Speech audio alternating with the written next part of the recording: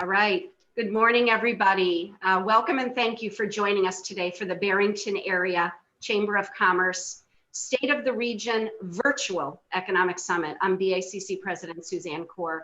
This annual event has been an important connection for local business to hear firsthand updates from our village leaders. It helps create a dialogue and understanding that makes our communities better. Today, we will hear from the leaders of 9 surrounding communities. Our panelists today are, and I'm going to ask you to just give a short wave when I call your name. Karen Darch, Village President of Barrington. Martin McLaughlin, Village President of Barrington Hills. Greg Rusteberg, Acting Village President of Deer Park. Nandia Black, Village President of Kildeer.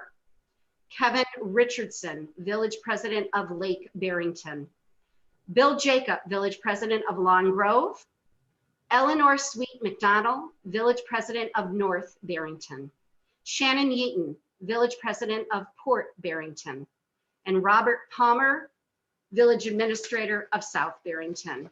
So thank you all speakers for joining us today. Each of our speakers today will recap the year in review, the impact of the pandemic on their community and local business, and what's ahead. Following their presentations, we will direct some questions to our panel. So audience, please use the chat or Q&A functions here on Zoom to send your questions. We will forward those to the moderator. We did gather some questions in advance, and so we'll certainly do our best to cover them. So again, a couple of technical things. Please, audience, keep your mute on. You may want to turn your video off. And make sure that you are watching this programming in the speaker view. If you look at the little dots, I find mine at the top right-hand corner of my screen. Go ahead and click on the speaker view. Now, to begin the programming, please welcome our moderator, Keith Hansen of Hansen Law Group, our BACC past chairperson. Good morning, all. And one of the frustrations of this media is I'm tempted to say hi to all those faces down there. So please forgive me if I start staring in the wrong direction. I want to start by thanking all our panelists for taking time away from their other duties to join us this morning. There's probably never been a more important time for leaders of local government to share their insights than today. We are in the midst of perhaps the greatest challenge to local government we've had in this country since the Great Depression. I want to mention a word about process, as I mentioned earlier. So that you won't be blindsided by questions, I'm going to follow the same order that we did in the introductions. So if you're familiar with the name of the person in front of you, you'll know that you're about to come up next for your answer. So it'll be Karen Darch, Marty McLaughlin, Greg Rusteberg, Nandia Black, Kevin Richardson, Bill Jacob, Eleanor McDonnell, Shannon Yeaton, and Robert Palmer for all of these questions. What I'll probably do is move through the list for the first answer, but as long as you know who comes before you, you'll have a little advance warning that you're coming up next. So let's start with the 1,200-pound gorilla in the room. Let me see. Suzanne, do you want to start with the 5-minute summaries? Yes, we do, Keith. Okay, so first on the list, Karen, I believe, let me find the other description of this question. This is your opportunity to give us a 5-minute or less summary of developments in your particular town for the last year. And at what points you don't hit, I will hit in the questions. So can we start with you, Karen, to give us your 5? Absolutely. Thanks, Keith, and welcome. Everybody, hello. I love seeing all the faces on the screen, and I love seeing my colleagues virtually. So the pandemic is the word for 2020. It had a huge effect on local business in the village and elsewhere. If you were a grocer or a drugstore, it wasn't too bad. Actually, it was probably pretty good for you. If you were a restaurant or some other retail, it was a tough year, and thank goodness for takeout and for drive-by and pickup. That was hugely helpful. The village worked to facilitate and help with the outdoor dining spaces by adding some additional benches and bike racks downtown as people spent more time walking around, and that helped facilitate using some of those takeout places. We worked with businesses on an individual basis to help with creative outdoor dining solutions and for each unique situation. For those of you who would go to McGonagall's or Big Iron Horse, you know, we closed off Park Avenue and let them do outdoor seating there, which was very helpful.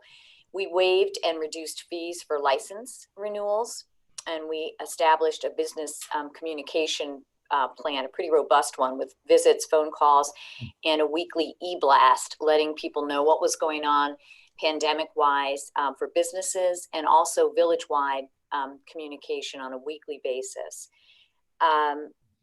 We started an online coupon book for businesses, and that was really successful. And I think we got some notoriety region-wide in doing that, and that has continued on.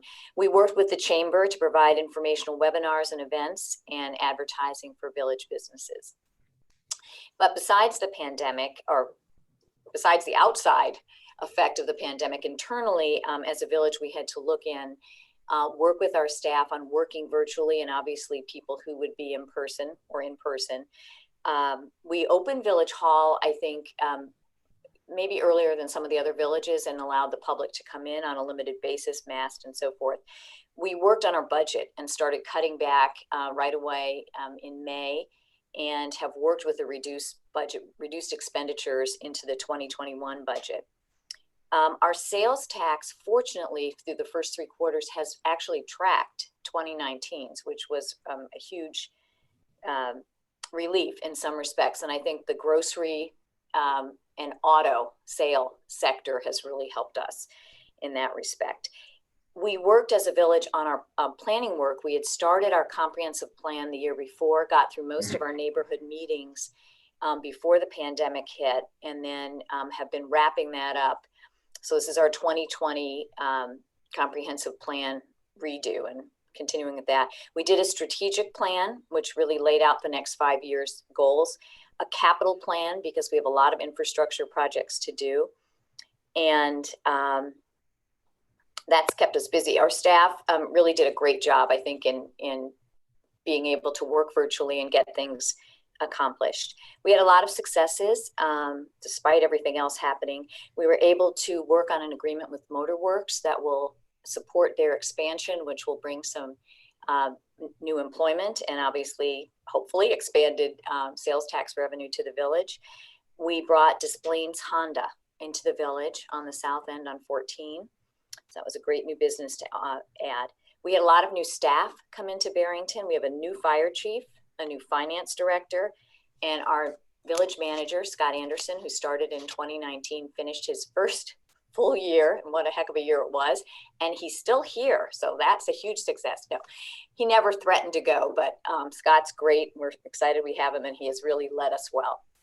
Our event-wise, we had to really pivot and do things a bit differently, and Patty Douch-Smits and her team were excellent. Our 4th of July parade, we brought it to the people. That was kind of the theme, bring the events to the people since they can't come to the events. We had an art fair in September, pandemic friendly, spaced out. It was smaller, but great. We streamed our tree lighting. Santa came to the neighborhoods. Kids loved that. And the Barrington White House had many, many events, still having them virtually, and that's been quite a success. We did some concerts in our Metro parking lot and had a virtual town warming just at the end of January. All carried off really well. A lot of tech savviness got added to the village this year. We were awarded in various areas. Marie Hansen, our Director of Development Services, received the Myron Culkins Young Leader of the Year Award from the APWA, which is the American Public Works Association.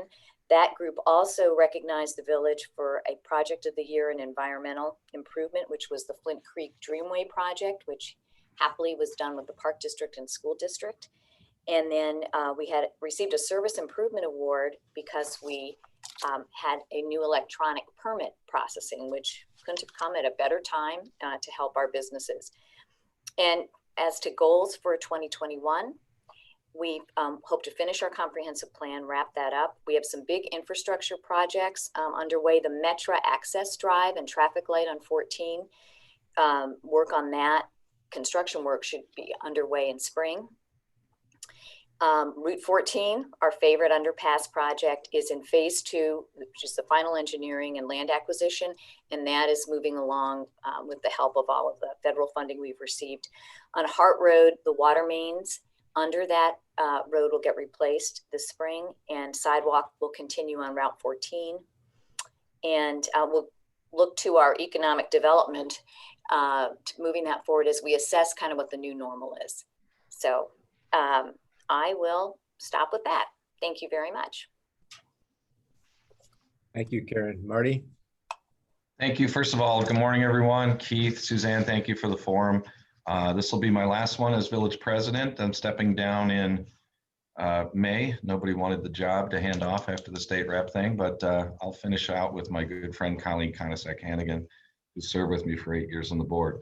But I want to thank everybody for attending this morning. Like Karen and Barrington, Barrington Hills in April, once the pandemic was well known and what was potentially going to happen, we fortunately sat down and started forecasting what expenses could be put on hold, anticipating reductions in revenues. We fortunately, like Barrington, didn't see that, however, with a lot of the home-based businesses. And yes, in Barrington Hills, you can have home-based businesses as long as they comply with our home occupation rules, increased substantially in 2020. So we actually had more revenue coming in from sales on home-based businesses than we anticipated, which was great. The fiscal aspect of that, once again, we ended up spending less in 2020 than we budgeted. So that would be 7 years in a row, and pretty proud of that. We lowered our levy once again moving forward in 2021. And I know that seems to be a bit of an old story, but again, I would like to remind all the other taxing bodies in our joint community that it can be done. So if any of the other taxing bodies, non-villages, would like to follow that lead, I know our residents would certainly welcome that. It all starts with good fiscal practices, as we mentioned. We've also reduced our cash reserves down to a 4-month level, and that's our target. Government's not in business to make a profit, and so we are, with the great work of Peggy Hirsch, who's our treasurer that we borrowed from Kevin Richardson's community. Thank you, Kevin. She's done a phenomenal job for us. We had our village festival last year in September. We safely had over 500 people gather, which was great. We had a resident, John Allegretti, that provided a new technology called Naturally Clean, which allowed our residents to go through a machine which sanitized them. It was a bit like walking through a steam bath, but it worked out really well. We had a bunch of parents and young children attend, so we were able to hold our festival last year in September. Although some residents were concerned, we can say that it was held safely without any contamination or spread. We kept our village open throughout the pandemic based upon the way that we're constructed here, and we've been holding live Board of Trustees meetings, and we've done that safely with residents attending and being safely spaced. So the good news, we've had a lot of growth in Barrington Hills with some of the civil unrest in regional areas. We've had a lot of interest in properties. The word safety and stability became kind of in vogue in the last 12 months, and many residents from Chicago have been looking to our areas. It's moved prices up on housing, which has been great.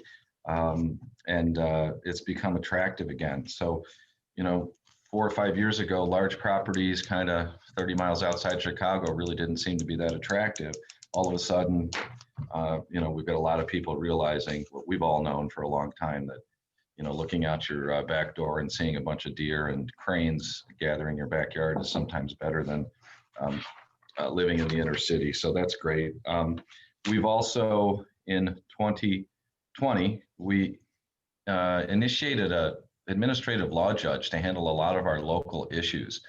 We found that a lot of our zoning issues were taking much too long in court. Colleen Conasack-Hannigan, an attorney, suggested that. Our village put that into practice. It saved us a bunch of money.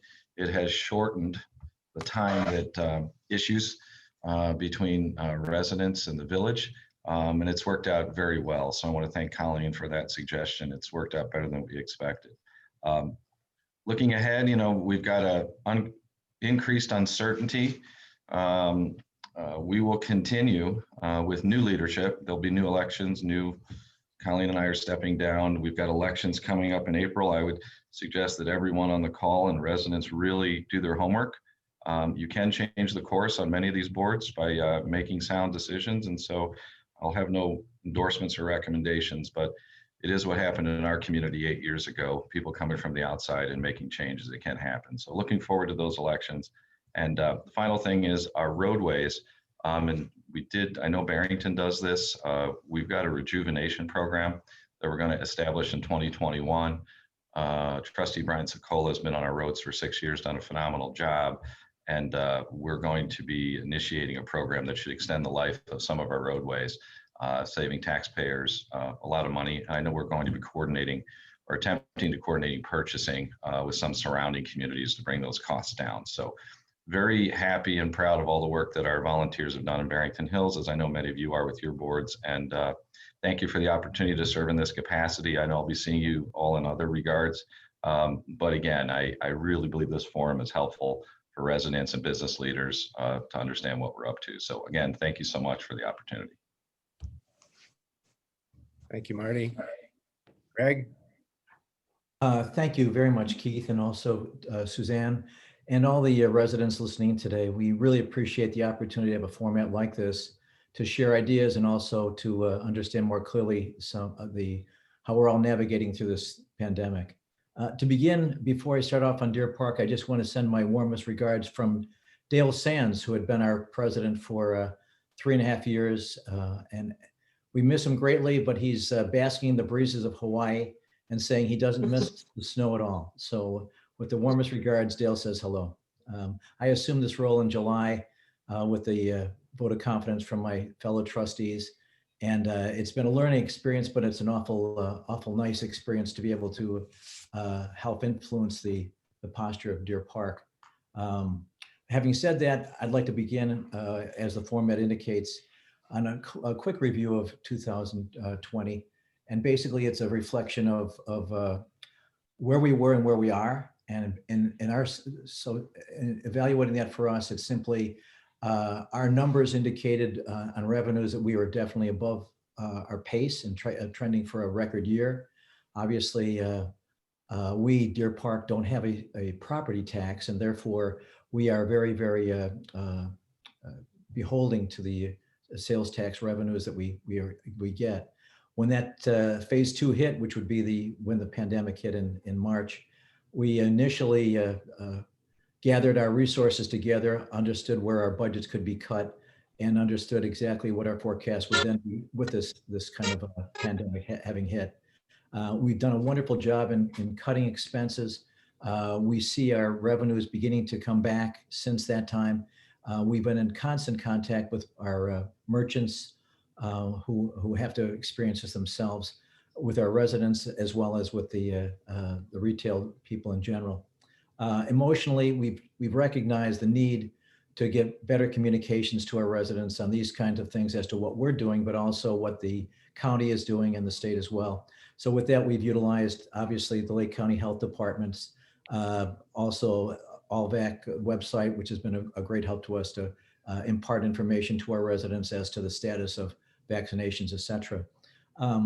But we did, again, recognize that communication is the #1 thing that we have to get better at in any kind of situations. And I think that was most evident in the responses from our residents throughout the year. I can tell you on a statistical basis, we hope to see the census coming out pretty soon with regards to numbers, but we're confident that we've increased our population in Deer Park by over 1,000 people over the last 10 years since that census was taken.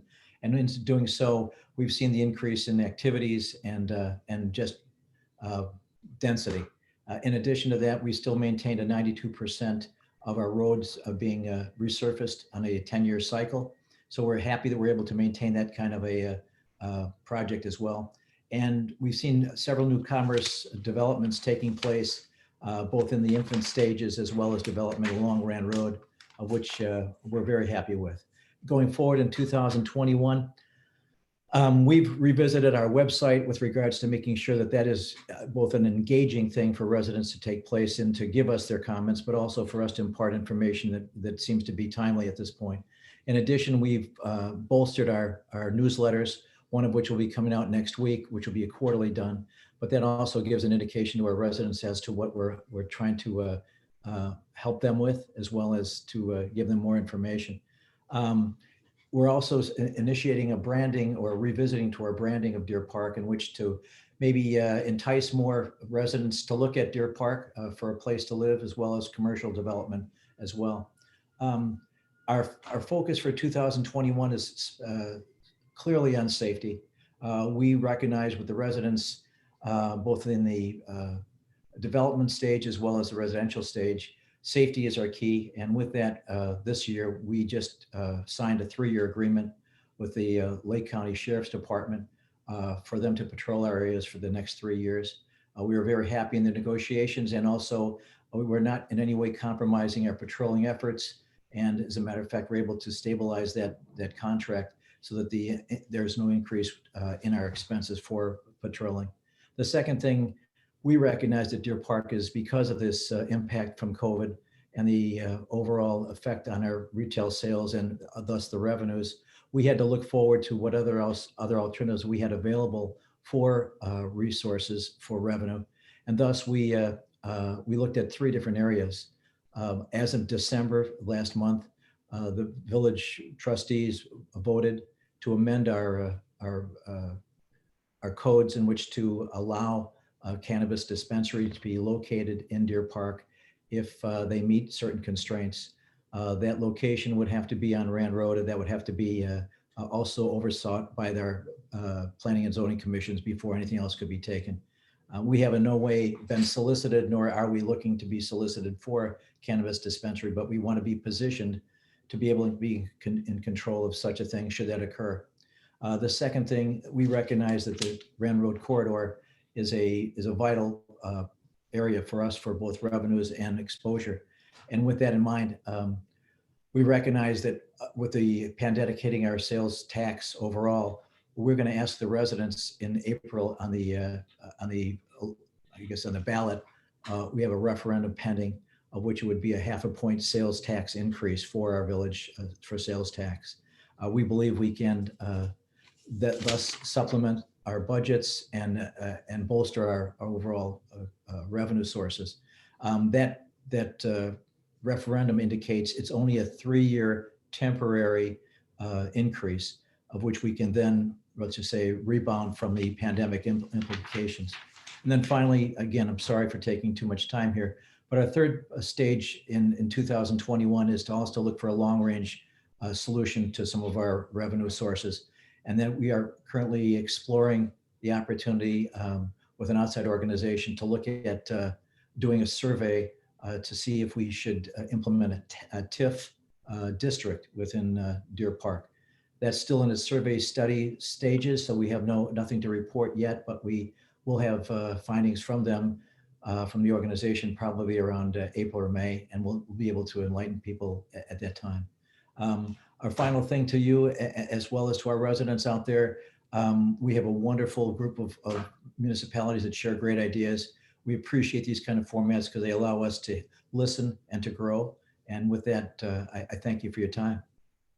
Thank you, Greg. You have a lot going on. Nandia?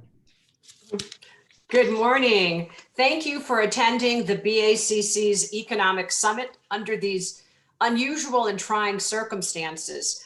Before I proceed with my presentation, I would like to address the elephant in the Zoom. And in response to the economic and national pandemic that we've experienced, I wrote a little anthem, COVID-19 anthem that I would like to share with you. And it was inspired by Rachel Platten's fight song.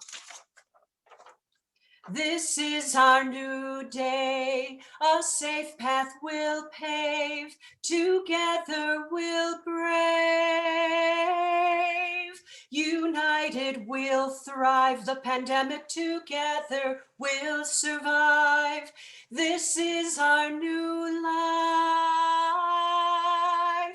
and together we will forge a safer world for you and me. 'Cause now we've got the COVID-19 vaccine. And that's a very good matter of proceeding. So we're glad we have the vaccine. And moving forward, this is the 6th year that Kildeer has participated in this very informative summit. And next year, I hope that we will all be able to do this in person. As a recap for 2020, I'm happy to inform you that our village is still in the same capable hands. I'm the president, and I have the pleasure of working with a wonderful team of trustees and our chief village officer. I'm very grateful for that. Last year, Kildeer had a population of approximately 4,200. Since then, new residents have moved into the 33 homes that have been built in the past year. And once the coronavirus precautions are behind us and the 2020 census has been completed, we will have a firm number on how much our community has grown since that time. The village has 4 shopping centers, Quentin Collection, Shops at Kildeer, Kildeer Village Square, and also Kildeer Marketplace, along with our Concord Banquets and the BP gas station. Kildeer recently welcomed 10 new businesses in the past year, which include Northwest Community Medical Facility and Fresh Stack Burger. The village also welcomed 2 establishments with businesses that have a different type of model for Kildeer. Developers have renovated buildings and leased smaller spaces to independent businesses. And 2 of those developers are the Painted Tree Marketplace, which replaced Steinmart in the Quentin Collection, and it opened in December. And that has spaces for 60 different purveyors of crafts, clothing, and other boutique type items. The second one is Sage Elite, which leased out spaces to numerous providers for beauty services, from toxic treatments, Botox treatments rather, and body art. 2 restaurants closed at the start of the pandemic in March and unfortunately have not reopened, and they are Uncle Julio's and Roti Mediterranean. The coronavirus spawned 3 bankruptcies, Steinmart, Art Van, and Forever 21. However, we did have a net gain of 2 businesses in the village since we were together last. Now, for those of you who have the pleasure of driving down one of our prettiest roads in Lake County, which is East Cuba Road, I'm happy to inform you that the villages of Long Grove and Kildeer participated in a joint project to repave that road. Now, that is a major undertaking for 2 small villages such as ours. And I do want to thank my fellow mayor, Long Grove Mayor Bill Jacob, for doing his part to make the trip between our villages more comfortable and pothole free. So Bill, thank you. At the village's last board meeting, a new 91 lot single family home subdivision was preliminarily approved. This is with Pulte Homes, who will be developing the property commonly known as Churchill on West Cuba Road, across from Northwest Community Medical Facility. So we're very excited about that. That property will also have 3 commercial outlots along Rand Road. So for those of you who are looking for a location that has high visibility, please keep that spot in mind, and that will be ready spring of 2022. The impact of COVID-19. Well, prior to March of 2020, I never realized that there were businesses in Kildeer that were non-essential. But as we all have found out, those non-essential businesses have been struggling, and we as a village have been trying to do all that we can to assist those villages. And how we've been able to do that is extending permits and licenses, granting special permission for curbside pickup, drive-through lanes, and even igloo enclosures to permit outside dining, something we haven't seen before. Now, sales tax, as the rest of our fellow mayors have indicated, is our village's largest revenue source. And since March, our sales tax revenue is down 32%, which translates to over 500,000. The village, however, was able to address that shortage by reducing the summer road program and receipt of 170,000 in reimbursement from federal funds under the CARES Act. Since 2009, the village accumulated an operating reserve, and we're proud of that reserve that we've been able to amass during trying circumstances, and even more trying circumstances now. But typically, you would assume that a reserve would be necessary for a tornado or a situation such as that. But what we're finding is it may be necessary for a pandemic situation like we are experiencing. We hope that we will not have to tap into that before we can bid adieu to COVID-19. During the pandemic, the village was able to provide almost all pre-coronavirus services to our residents, even though the village hall was not open to the public and it was without an appointment. So we're glad that we were able to provide those services in a very professional manner. It was especially important to keep operating as close to normal as possible, since the number of home improvement building permits increased dramatically since March. The staff was present inside Village Hall, and by developing processes to receive, approve, and pay for permit applications remotely, business could still be concluded and conducted, and the health risks to our community and to our staff were avoided. And I'm happy to say that no employee at Village Hall has tested positive for COVID-19. Looking ahead, in 2021, we're looking to a number of events, including providing final approval for the new 91 lot residential subdivision at West Cuba and Rand Road, and completing the build out of 94 lots on 2 existing residential subdivisions around the Kemper Lakes Golf Course by MI Homes. And additionally, First Watch, a new breakfast and lunch restaurant, will be opening at the former Chili's restaurant site in June, so watch for that.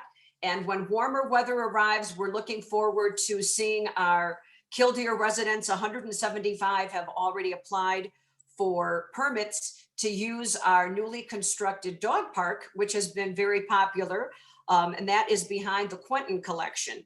And finally, in October, we're looking forward again to having our very popular Kildeer Residents Day golf outing at Kemper Lakes. We were not able to have that this year. We feel confident we will be able to resume that wonderful event in the coming months. So thank you very much.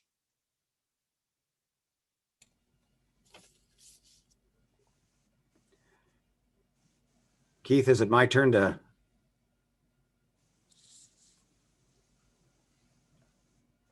Keith, you're muted. It'd be helpful if I muted, wouldn't it? Yeah. Ready to go? All started with a ringing phone that I couldn't shut up. So welcome to the land of Zoom. Thank you, Kevin. Thank you very much.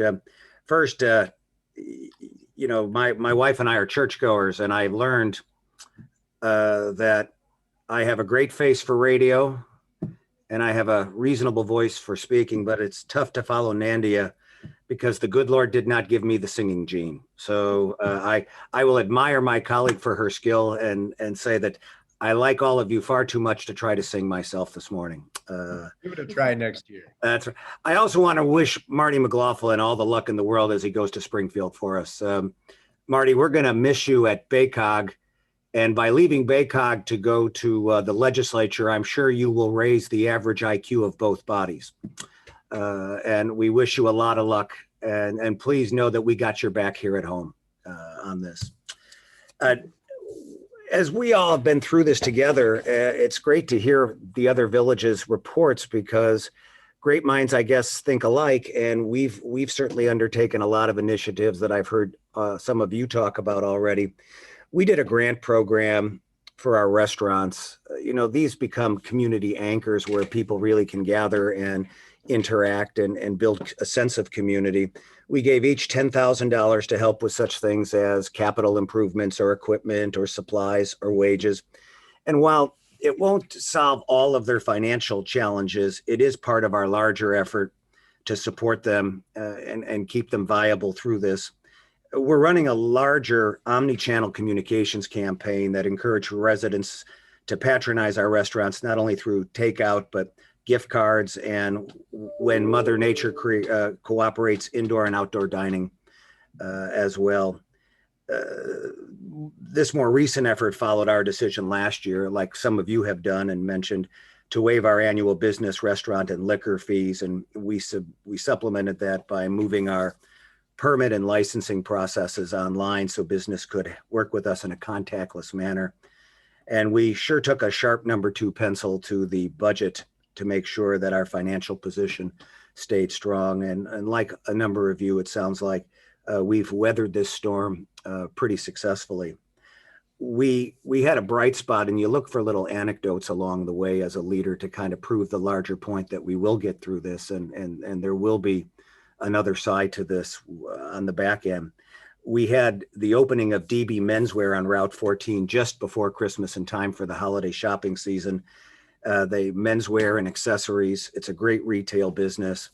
And our comms firm that we use helped get a WBBM News Radio noon business report segment on them about the opening, and we were very proud of that.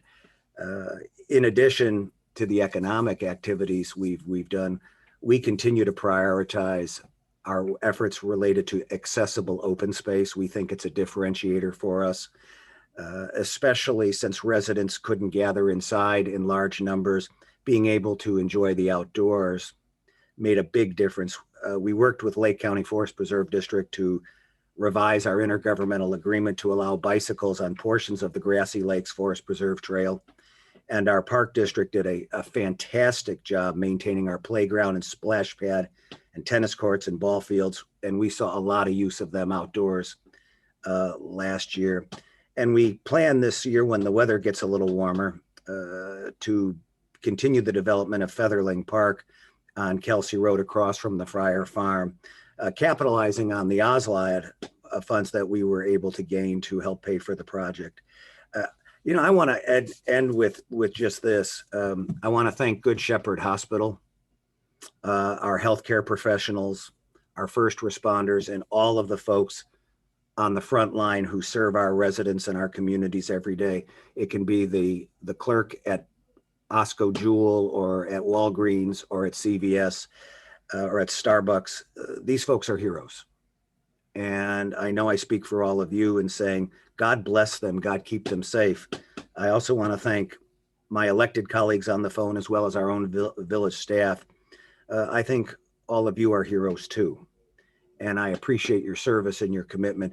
There will be a day, I think of our grandparents, for those of us with a little snow on the roof. They sent their sons to war in early 1942, not knowing how long the war would last, not knowing if we would win, not knowing if their boys would come home. And our grandparents got through this. We will get through this. We're making good decisions. We work well together. And at the end of the day, history has shown betting against America is always a bad bet. And I'm proud to be an elected official in the United States. And I'm very grateful to all of you for your friendship and your support. And drinks are on me as soon as we can all gather and been vaccinated. Thank you. Thank you, Kevin, for your insights and your sentiment. Appreciate that. Bill, how are things in Long Grove? Sure, absolutely. Thanks. Thank you, Keith, for giving me an opportunity to speak, and Suzanne as well. I think about this. It was March 4th. I returned from a business trip, drove to Round Lake Beach for a meeting with municipal officials to get a briefing on the coronavirus. As I sat there and listened in the room, I wondered why we were all together, if it was really that bad. And sure enough, that very next week, there's an executive order from the governor, and we were on lockdown. We closed the village hall, began hosting meetings virtually. We're still, we have a small village hall, so we're still doing our meetings virtually. But like you, we didn't know what would happen next. But helping the business community was a top priority. We relaxed as much as possible, such as communicating to the business owners that they could put temporary signs up, letting the public know that they were open for carry out and curbside and so forth. So, all those regulations we threw away. I know I heard some other folks talk about offering a credit to liquor license holders. We offered approximately a 50% credit off their 2021 annual liquor license. So they appreciated that this year when they went in to get the renewals. And that's just because they weren't able to sell the alcohol for a given period of time. The board actually trusted me and passed a resolution, not that I really wanted this, but that I could approve, outdoor dining venues, special events, tents, and so forth, so to expedite any of those requests so they didn't take a long time to get done. And sure enough, when the governor relaxed the restrictions and allowed outdoor dining, we were ready. Some of our establishments in Long Grove did it incredibly well because the weather cooperated over the summer and even into the fall. Our downtown business association, canceled their festivals, but they did some creative things like a movie night. I got to admit, I was a little scared when it hit the papers. I was thinking that everyone was going to be coming into our town for this movie night, but it worked out well. It was socially distanced, and they also did a Long Grove Live situation where every week they had live performances throughout the downtown on the weekends. Our EDC hosted various webinars to offer assistance and information. We communicated through our newsletters. I know I heard that come up as well, as much as possible, reminding residents to visit the businesses in Long Grove. We published and built a new business directory on our website. The creativity of our business owners just kept coming. They got together initially and created a survival kit that they bundled items from many of the businesses in the village that they successfully sold. Recently, the Chatterbox in Long Grove set up Camp Find a Way. You may have seen it on the news where you can rent a Winnebago camper and dine in, of course, in those campers. And of course, igloos and other things are prevalent throughout our village as well. Shifting gears, the Robert Parker Coffin Bridge just can't stay out of the news. It was struck again on Monday for, I don't know, the 13th time, maybe more, since we opened it on August 15th. In fact, just less than 24 hours after opening it, a school bus tried to cross and got wedged in. Our brewery now has a beer called the Bus Wedgie. Fortunately, the new cover that was installed is protecting the bridge, as illustrated by the video clip if you saw it on the WGN last night. I honestly don't understand why these drivers think they can get through.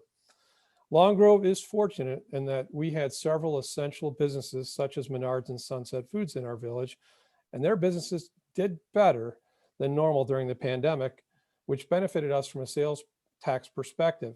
With our limited government structure, we fared very well last year.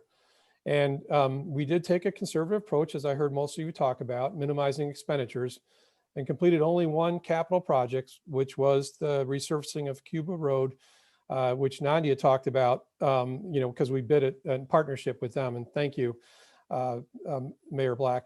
We used MFT and Build Illinois funds. And the other thing that worked in our favor is we waited to pull the trigger, and bids came in even better. I'm proud to say that we've repaved 63% of our village-owned roads in the past 6 years without levying a property tax. And that's something that I ran on a number of years ago. At the end of 2020, we passed a resolution to establish a new TIF in South Long Grove. That's the area around the Menards, which is at Lake Cook Road and Route 53. We're looking forward to that assisting us in driving some economic development in that area. We have a major reconstruction project, North Kruger Road, on the docket this coming year, or this year, I should say. And we were fortunate enough to receive federal funding for that project. Our village manager, after 18 years, accepted a position with another municipality. So we're currently accepting applications for his replacement, and we've got Baker Tilly helping us with the search. Recently, a real estate investment company purchased the vacant CFI office complex, which is tucked back on Salem Drive off of Route 22. It overlooks Salem Lake. Weiss Properties has already started renovations and is turning it into a multi-tenant office facility. I must admit, I'm very excited about their vision because it's such a unique property, and I'm glad they saved it. In conclusion, I'm optimistic about 2021. As we exit the pandemic, I feel Long Grove is positioned well for a rebound and increased business investment in our community. And I thank you for the opportunity today to say a few words. Thank you, Bill. Eleanor, how are things in North Barrington? Let me just unmute myself here. Great. Thank you. I'm so glad to be here, everybody. And thank you for having this wonderful event. I think it really helps the community get a perspective. And it's great to be here with my peers. This past year has been a major transition year for the Village of North Barrington. Since being elected in 2019, my main objective has been to add more transparency and bring the Village of North Barrington operations into the 21st century with a higher professional standard. Today, I'll share with you the 4 primary areas of focus that we addressed for the Village of North Barrington in 2020. Number 1 was the focus of COVID-19. We had to deal with the challenge of a pandemic financial impact on our village. We solved this by declaring a local state of emergency due to the outbreak of COVID-19 in the state of Illinois. We qualified and received CARES Act coronavirus relief funds. Based on the timing of our budgeting process, we were able to pivot and adjust our budget, taking into account the possible impact of COVID-19 with better advanced planning. We worked very closely with the sales tax businesses, namely Biltmore Country Club and Windstone Country Club, to assist and help them promote their services to their club members, following the guidelines of the state of Illinois for COVID-19. We established a new catering liquor license classification, which allows the retail sale of alcohol for private catering events. This was another way that we were able to reach out and help our businesses during the pandemic. I'm proud to tell you that the Board of Trustees and myself, in the spirit of empathy for those residents impacted by COVID in our community, voted to not increase property taxes for this year in 2021. We're still feeling the financial impact of COVID from both a community health perspective and financially. We anticipate we will see some negative financial impact of COVID for the next 2 to 3 years. And as a result, the village plans to remain mindful of our expenses relative to our negative outlook on the revenues. But I have to tell you, overall, we were able to minimize the impact of COVID on our day-to-day operations and our services to the residents. The second area of focus is financial. The challenge there in the past is that we've unfortunately had a pattern of unbalanced budgets. This was solved for the first time in a long time in 2020, where we were able to pass a balanced budget, which we define as annual expenditures not exceeding annual revenues. Another challenge that we faced was past auditing firm did not have any municipal clients. Also, the village had no financial internal controls or segregation of duties. We solved this by hiring Lauterbach and Amon to provide a higher level of auditing services for the Village of North Barrington.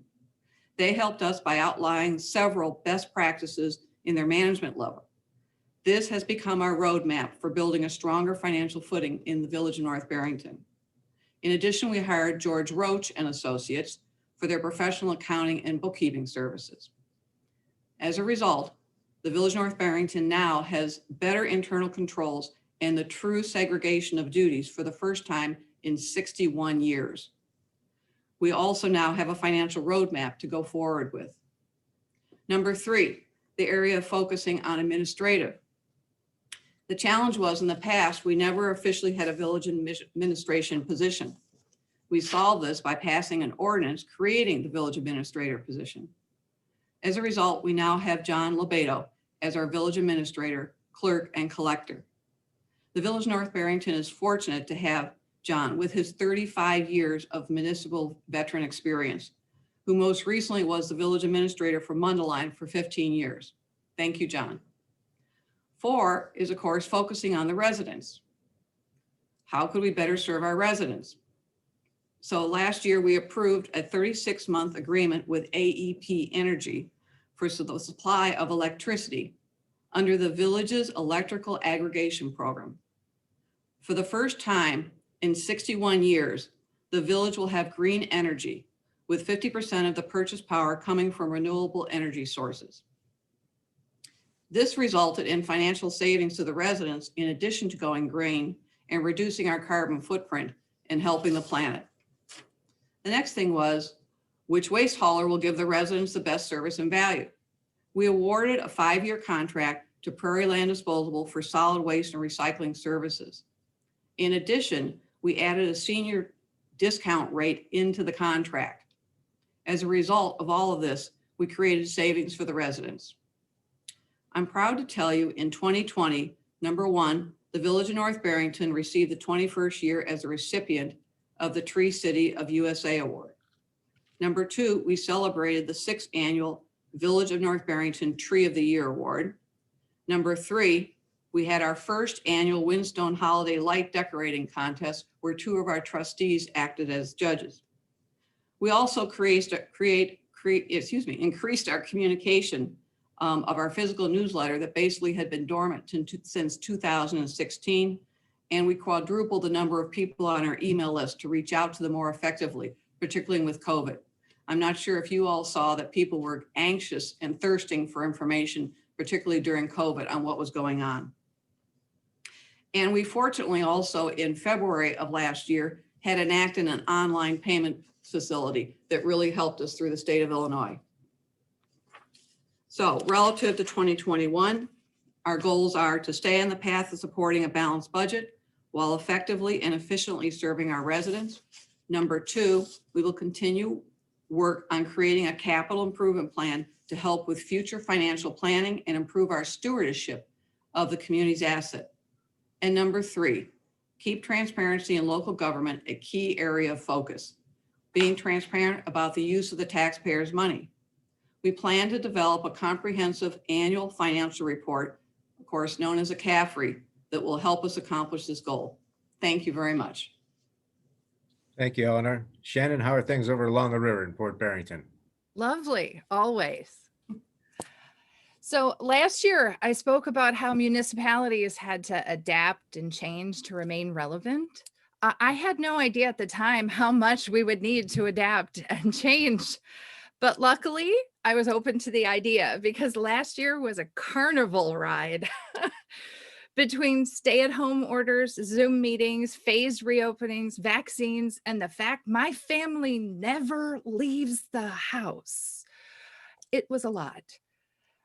All this new information and trying to run a government, I'm not going to lie, it was tough. But we adapted and we changed. We got help from our friends, other municipalities, because we were all in the same boat, and there were days that it felt like that boat was on fire. But we got through. Port Barrington is unique because we're not a commercial sales tax-based revenue dependent village. We've always gotten more money from property taxes than from commercial business and video gaming combined. This allowed us to ride out this last year without any major blows. I met individually with each of our bar and restaurant owners. First, when all of this began, and then again on October 30th and 31st when we stopped indoor dining. Quickly, I'd just like to share with you that I was part of a family-owned business for 54 years. I know what it takes. You're the janitor, the chief bottle washer, the customer service person all day, every day. You put your heart and soul into your business, and it's your biggest asset and your biggest achievement. I know and I understand because I've been there. I know how my family would have reacted to shutdowns and phased reopening, because when I was 12 and could see over the counter, I started helping customers. That being said, I'm not a business owner here. I'm the chief executive officer of a municipality, and it's my job to protect that municipality to the best of my ability and follow the law. I sat down with each business owner and explained the law. I explained the fines, and I explained the position I was in and the consequences of that position. And then I stepped back and I let those owners make informed decisions about how to run their businesses. Because when all is said and done, the business owner makes the decision that's right for them after they've weighed all of those risks. Port Barrington to date has received a little over $12,000 from the CARES Act in reimbursement for items we needed to purchase due to COVID-19. Our revenues are down only slightly. That was an anticipated loss that we budgeted for. And it's really only going to be down about 15%. But remember, 15% of $25,000 is not breaking the bank. Port Barrington has over $1 million in its reserve account, and it holds no debt. It's my goal in this next year to give our residents the services they pay for with their tax money, to reevaluate how we budget and make sure we're treating everyone in every area of the village fairly. We recently hired GovHR to do an institutional assessment and make sure we're doing right by our residents and improving where we can. A report card, if you will, of how we're doing as a village. I'm looking forward to seeing their report. We all must adapt and change. We all must move forward and hope every day is a little bit better than the day before. Thanks. Thank you, Shannon. Appreciate your insights. Robert Palmer, can you tell us how things are in the south coast of the Barrington region, South Barrington? Yes, Keith, I note that we're moving geographically through the area here, so I'm last. Bring us some sunshine. Right. Well, thank you, Suzanne, for the forum today. Hello to everyone. Good morning. My name is Bob Palmer. I'm the village administrator here in South Barrington, and I'm pinch hitting here today for Mayor Paula McCombie, who is out of town at the moment, and she regrets not being with you virtually this morning. But I'm here to just give a little bit of an overview of how things have been in South Barrington during these difficult times. You're not going to believe this, but 2020 was a difficult year. It was for everybody. That's stating the obvious, but turns out not as bad as you might think. I'm kind of a glass half full kind of person. So I wanted to take a look at our village financial situation first and pick out a few highlights there. Our property tax revenue is up 4% from the prior year, and income tax revenue was also up 2%.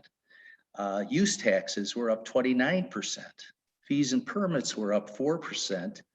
And utility taxes were not off by much, only down 3%.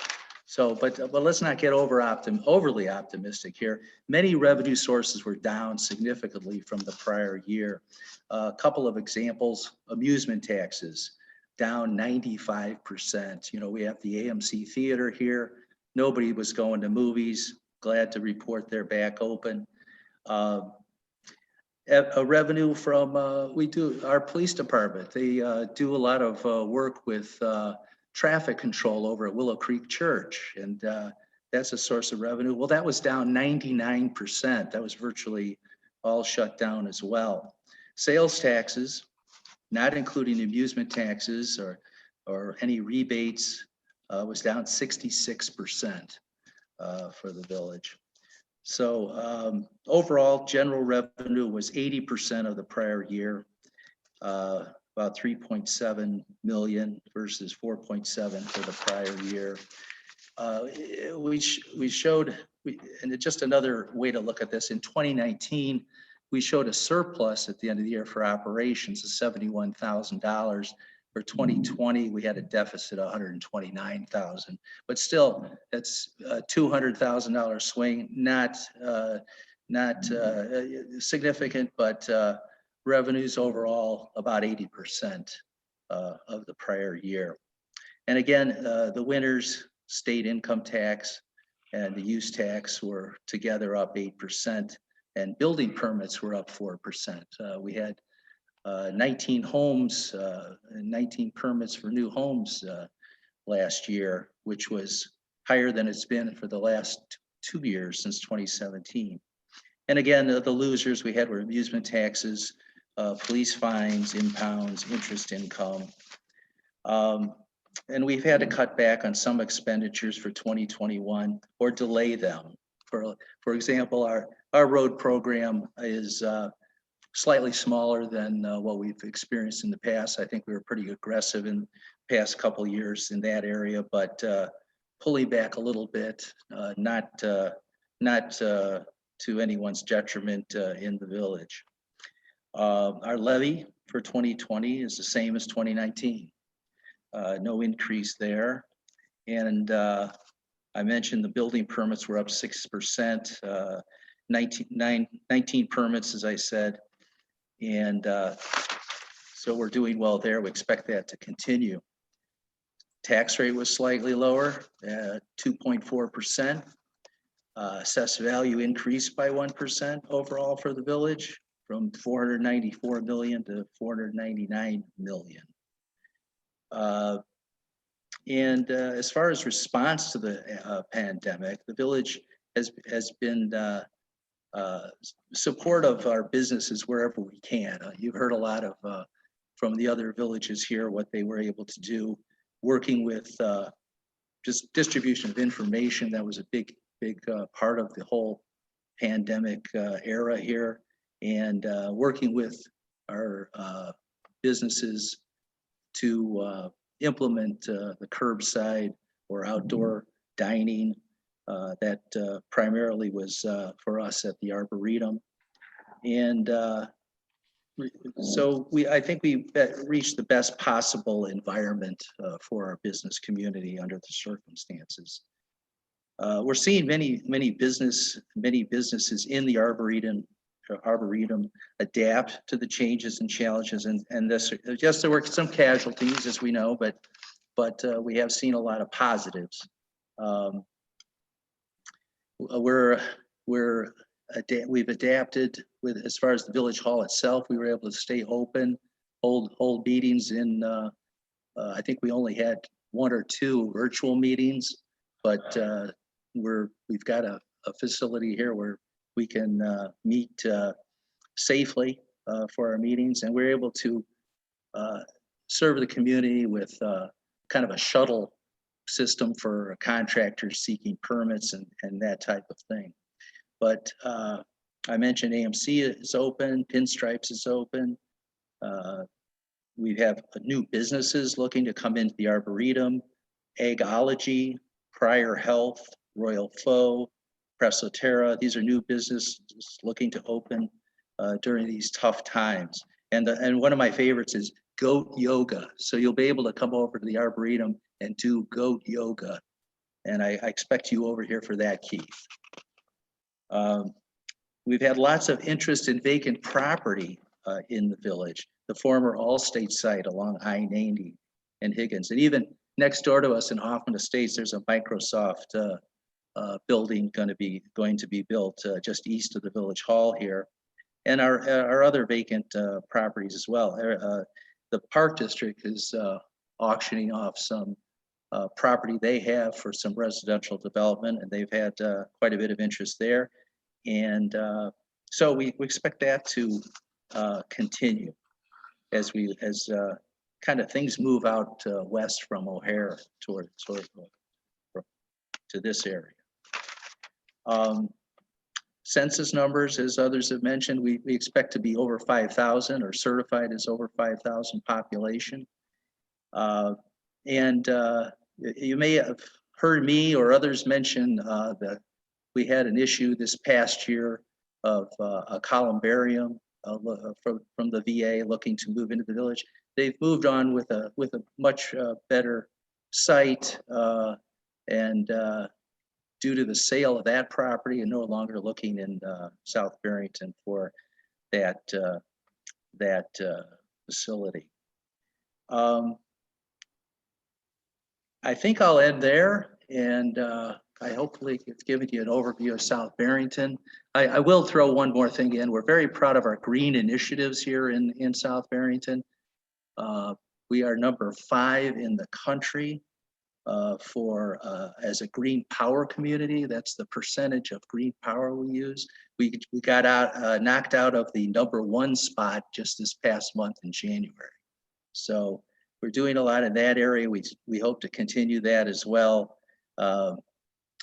We've about 30% increase in solar panels in the village. I could go on in regard to that area as well, but I'll stop here, and I'm sure there's a lot of questions. Thank you. Thanks, Bob. We don't have a lot of time, but before we go on to a round of questions, I wanted to respond to all of you by complimenting the flexibility and responsiveness and common sense that you have reflected about how your local units of government responded to the challenge of the last 12 months. I think it's a testimony to the reason why we rely so heavily on local government in this country, that your organizations have done such a good job of meeting the challenge in a way that fit the local need with local solutions. So good for all of you. But the last question we have time for before we go to final statements from each of you is effectively a two-part question. It is this: what are the lessons you have learned about your community and the most important lessons you've learned about yourself over the last 12 months? Marty, can we start with you? Sure, absolutely. Common sense is more common than I expected. That would be the lesson that I've learned. We've had a lot of individuals that have had concerns during the pandemic. We've had a lot of residents that have recognized those concerns and reacted in ways that have not only allowed us to operate as a village effectively, but from a service capacity, providing what we've needed to residents. And there was a lot of discussion, as we've all experienced, from those that feel one way and those that feel another. But that communication and common sense and being able to do two things at once approach, I think, is not only what we had to learn through this, but I think what we're going to have to apply the next time something like this happens. So, I like to say we can walk and chew gum at the same time. And I loved Shannon's presentation about the business owners and allowing them to make the decisions that are best. Personally, I've learned that a lot of times being the chief executive is fun. A lot of times it's not. In this case, working with so many great residents that are committed to provide services, listen to those that have concerns and respond to them in an impactful, direct manner, I think can never be overstated on how important that is. We, like many of you, handle a lot of these issues head on, and we're very direct with our residents about what our approach was going to be. We didn't get out of it unscathed by criticism, but as I like to say in politics, anyone can look at a beige wall and one side calls it tan and the other side calls it gray. So that'll never change. But yeah, I would say that common sense really prevailed, and people cut through a lot of the information and made decisions that was best for their family, for their community, and I think it's worked out very well. Thank you. Greg?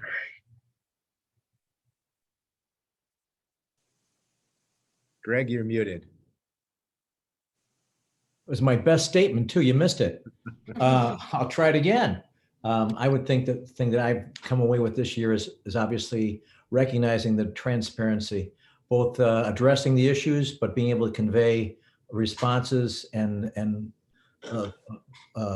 results off those responses would be number one. And then number two, obviously, would be the ability to be flexible enough to have options by utilizing your resources, both internally and externally, to come to some conclusions that make sense for the quality of life that we've given our residents. That would be it. Thank you. Thank you, Greg. Nandia? I would say, as far as our community, is resiliency. And it truly is amazing to see how a community can come together and look at obstacles and overcome them. And as an elected official, I would say that it is leading with understanding and creativity and flexibility. So those are, I think, key issues during these trying times. Thank you. Kevin? I'll agree with what's been said. I think resiliency has been remarkable.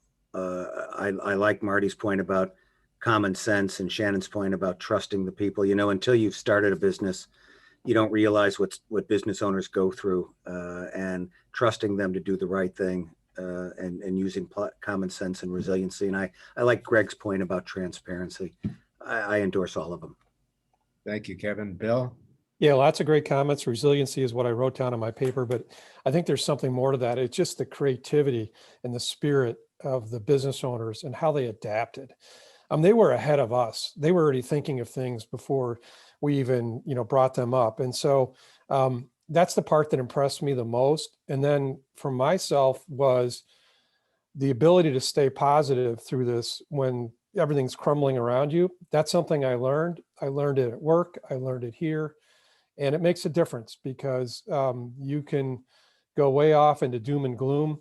But at the end of the day, things were bad, but they weren't as bad as they seemed. And we made it through it, and we're doing well. Thank you, Bill. Eleanor? Muted, Eleanor. Sorry about that. Okay. Relative to the community, we were kind of in I guess, a fortunate position because I was dealing with financial situations coming into my term. So I had already started a process with the independent contractors and the board and all the commissions. So that probably worked to our advantage because we were already queued up, particularly on the financial side, digging into our village.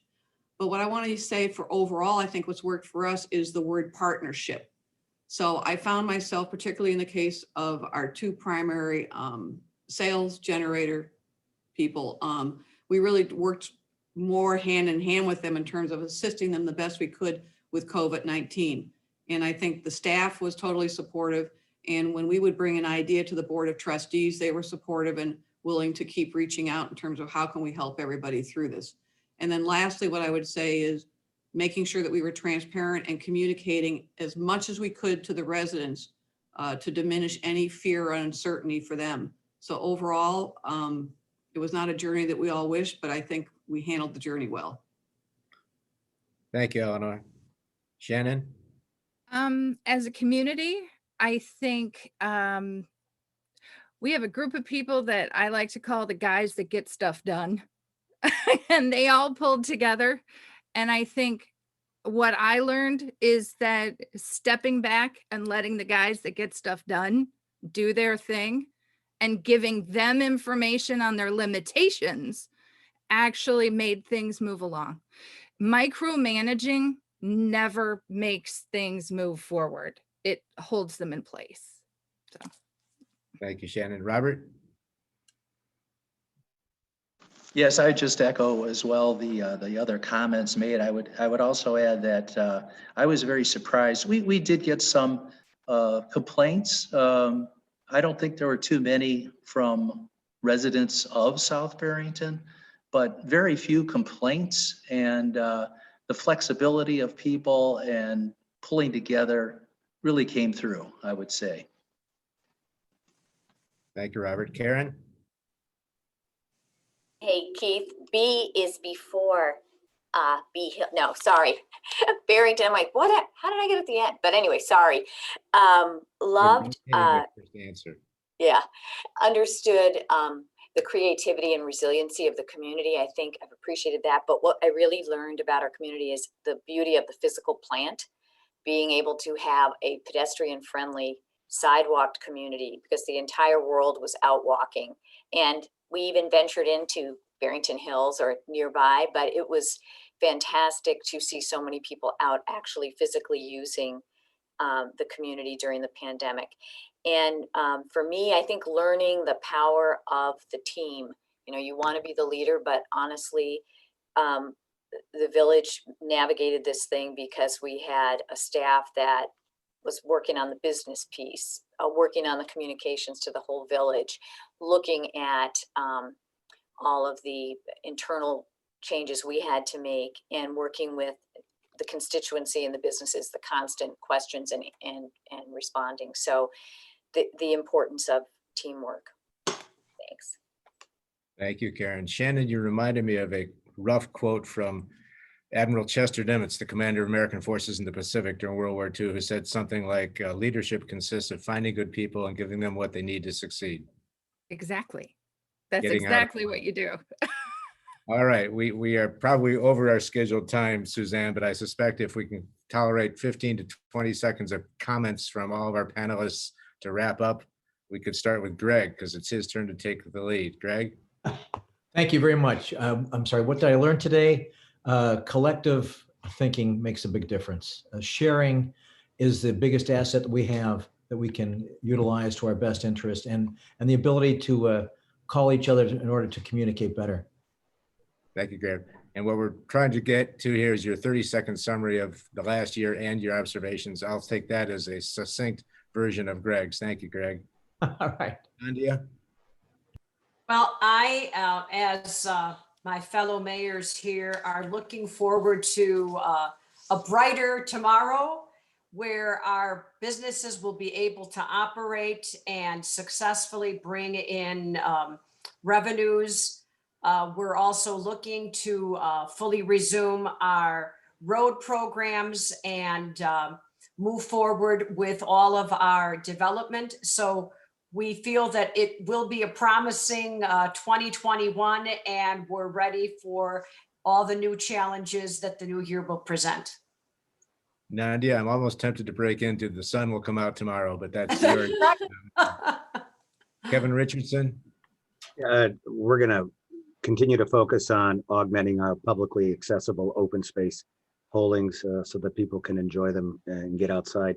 The other part, and all the mayors have touched on it, is there's a lessons learned exercise that comes on the backside of this.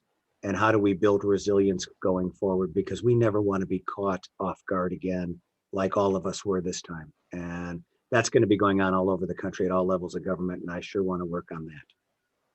Well, Kevin, as soon as we're able to meet in person, I'd suggest we organize that through the chamber or other local units, because I think we could all benefit by exchanging ideas. Absolutely. Frankly, and without masks if possible. Bill? Sure, Keith. First off, it was just nice to get together with my colleagues here. It's been a while, and I took a few notes. So thanks for the ideas. I'm looking forward to our new TIF helping us develop that area around the Menards. I'm very, very much looking forward to getting a new village manager in place. That's been an interesting journey so far.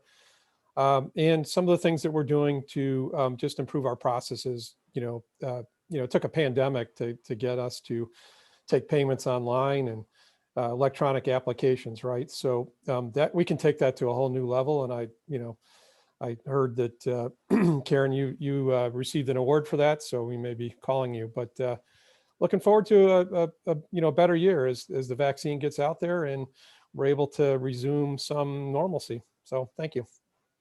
Thank you, Bill. Eleanor? Sorry about that.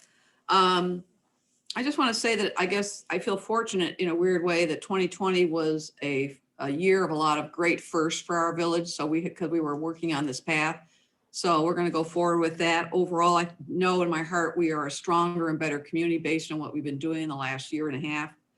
And I think we want to keep thinking an open mind and rethinking and redefining and how we can redesign the village to make it better serve the residents. So we started that path, but I think COVID accelerated it, as we all know. Unfortunately, sometimes your greatest growth comes through crisis. So I'm very optimistic and positive and going forward. So thank you. And thank you for today. Thank you, Eleanor. Shannon? I think everybody recapped pretty well. I mean, I think one of the things we will, when we can take a breath, is go over the holes that came out and debrief and see how we can fix those and fill those. But overall, it'd be great if we have less plates spinning for a little bit. Robert? Well, I think being optimistic about this year and beyond, looking forward to the Arboretum coming back strong, the businesses there, looking for a strong housing market to continue. We are seeing people moving out, as Marty had said, about from Chicago, out looking in this area. And other development, as I mentioned, are some of our vacant parcels, large parcels that we have in town. We see a lot of interest, and I think we're going to see something come up out of the ground there. Robert, I just missed the ice rink at the Arboretum. It'll be back. Thank you. Karen?